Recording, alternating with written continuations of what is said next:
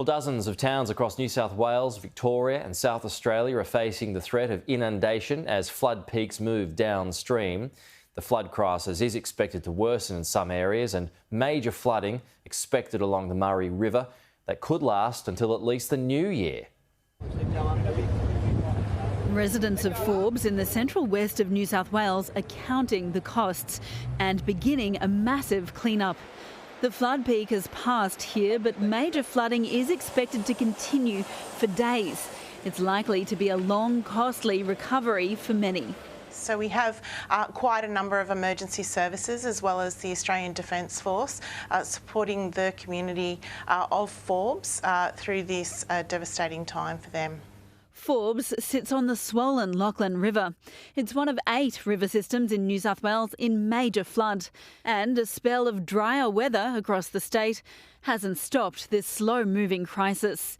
The threat of scenes like this looms large for dozens of communities downstream. All of those rivers in the red shading across inland New South Wales are still under major floods. And so in the northern basin, they all converge into the Darling, where we're expecting the peak around Burke late this month, whilst we're expecting the peak around Swan Hill early next week and in Mildura in almost a month's time. And so all of that flooding moving into South Australia is likely to end up being the worst since 1975, with an extensive flood lasting through December and probably into January as well.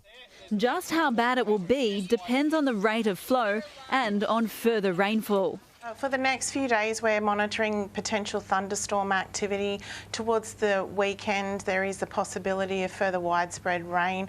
We're still monitoring and working with the Bureau of Meteorology in relation to where that rain is most likely to fall. But any rain that falls at this time during any of those catchments out west is likely to have renewed rises in those river systems. The multi-state flood emergency could get worse before it eases. Rhiannon Elston, Sky News.